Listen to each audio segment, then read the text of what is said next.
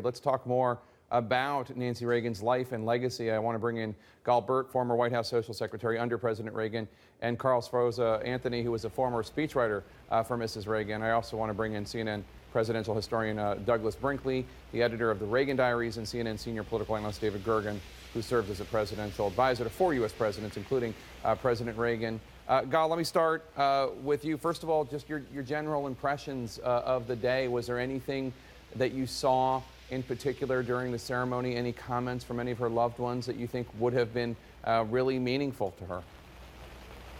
Well, I thought Ronnie Reagan, was exactly right when he said this was a celebration. Mrs. Reagan said to me in October that she thought that God had forgotten her. And I think this is exactly where she wants to be. She is now laid to rest, and then the heavens opened within seconds after she was laid to rest.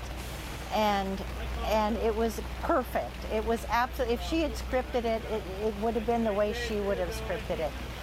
I'd also say there was a heavy-duty military component today, and Mrs. Reagan really felt empathy for single women who used to come to the White House by themselves.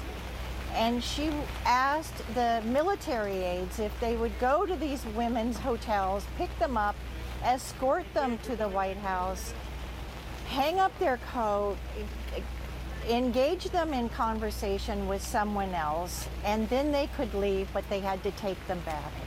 And I think Mrs. Reagan today was escorted so beautifully by 8 members of the military and the bagpipes to her final resting place, and I know that she is thrilled. Carl, let me ask you, as a historian focusing on First Ladies, how influential was Nancy Reagan in the pantheon of First Ladies that we have had in this country?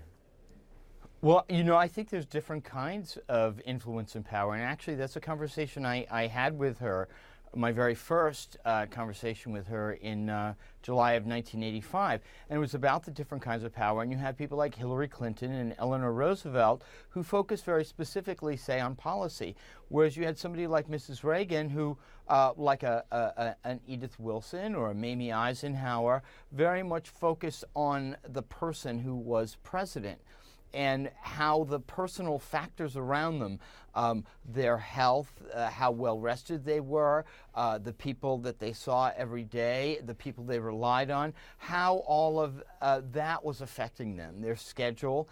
And you know, that was a form of power and influence very different from policy. The one thing I would say also I think is really important, that was so good to hear her 2 children speak today, is to also remember that during those 8 years, when a lot of people saw a lot of accomplishments and a lot of beautiful parties and so forth, that there was a lot personally going on there, that there was a period of estrangement and public disclosure about estrangement between her and her daughter Patty, between her and her stepson. Her father died during those 8 years. Her mother died during those 8 years. She had breast cancer.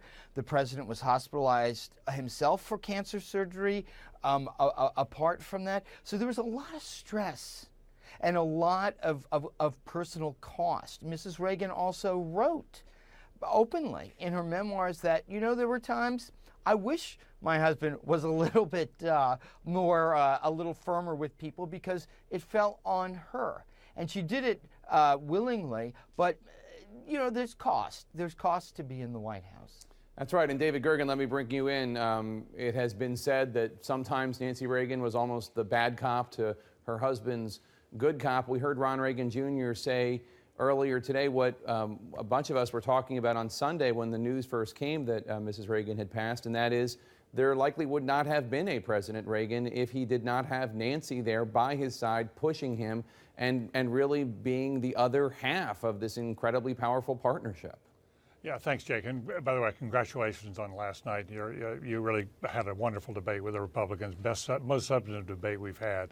But as to the two Reagans, Jim Baker said this right off the bat in his remarks today in the Tribune, eloquent Tribune, and that there would have been no Reagan presidency without Nancy Reagan, and that's because she was not only engaged in this wonderful love story, but as Baker and others said, she was a political wife.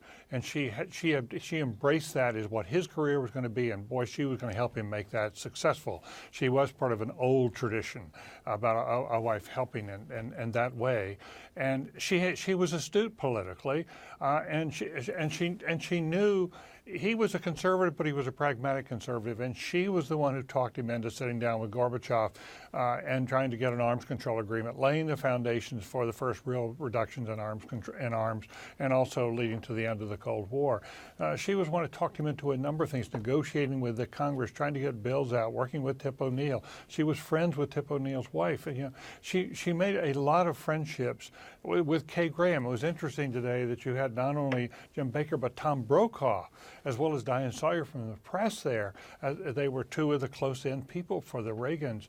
And that was because Nancy, from the first, started working, became friends with Kay Graham, the Washington Post, which had been such an opponent. She understood how to make the social side of Ronald Reagan support his political side. And that helped to make him the president he was, in addition to being the first enforcer. And as Galbert said earlier, former White House Social Secretary under President Reagan, we heard from the Reagan children, Patty Davis and Ron Reagan Jr., we heard anecdotes that really brought you in to the personal side of this family and this couple. Let's play one of those.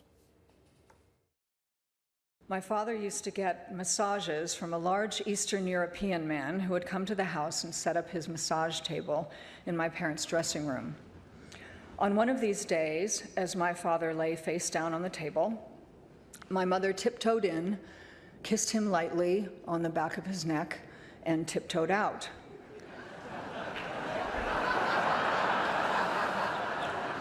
He didn't know it was her.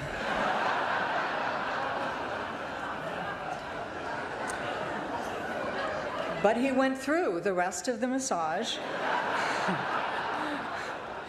never said a word, and after the masseur left, he said to my mother, "I don't think we can have him back anymore."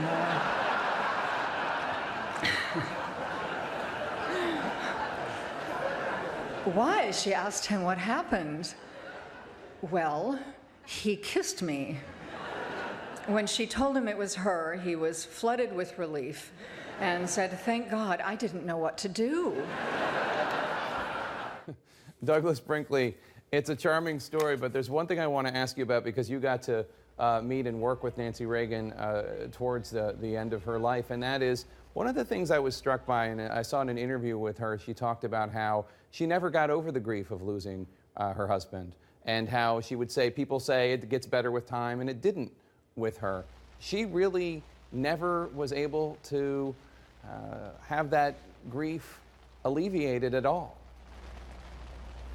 No, that's right, Jake. And there was some closure after she was able to organize the 100th birthday party for Ronald Reagan. That was a big deal for her, to make that work, to make sure the country paid attention. It would have been the centennial of her husband. After that, I think she was in a bit of a sad mode, and in the last years of her life was really ready to pass, you might say, in the sense of wanting to go reunite with her husband.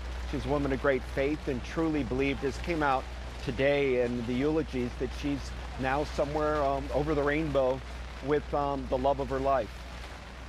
Let's hope so. Douglas Brinkley, Galbert, David Gergen, Carl Anthony, thank you so much.